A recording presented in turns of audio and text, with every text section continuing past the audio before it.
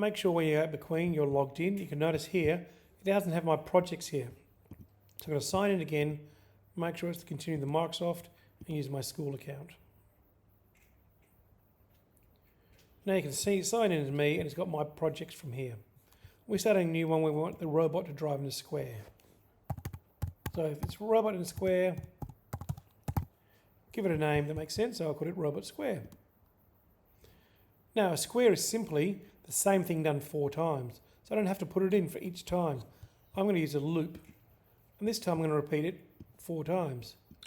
So although this is going forever, I wanted to do this 4 times inside of that. And all I wanted to do, once again, I'm only using these icons because it helps me figure out what the robot's doing. So I start off with an icon. Oh, I don't have Maqueen parts in here yet.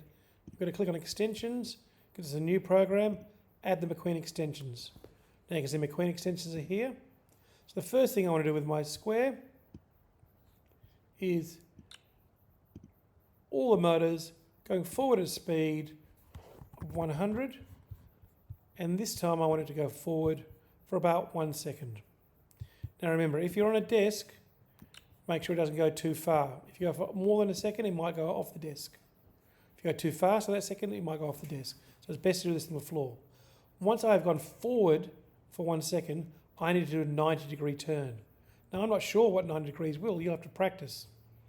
But forward to do that, I'm simply going to say,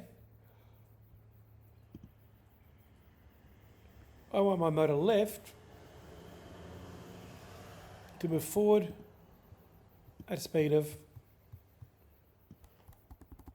100. So if I only have one motor going, what do I need the other motor to do? A lot of people don't think of this. I need to get it to stop. So I'm going to get motor right to stop. So after 1 second, it's going to tell the left motor to move forward and the right motor to stop. Now, how long do I want this to do? This is what you'll have to experiment with. So we put the pause in here. If I put it on for 200 milliseconds, it's going to give the motor robot enough time to turn to 90 degrees.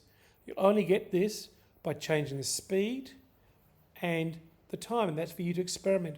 This should move the robot forward for 1 second, and then about 1/5 of a second, one wheel will turn.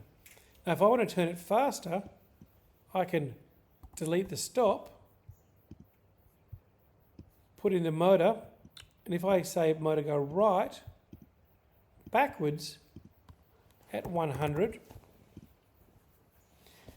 it will turn much sharper because one wheel is going forward, one wheel is going backwards. It'll be a much sharper turn. It may not be the speed. So you can try 2 things there. You can try just one motor stopped or motors going forward and backwards. So experiment with this until you can get your robot to go around in a square and return to the same spot where it started from. Good luck.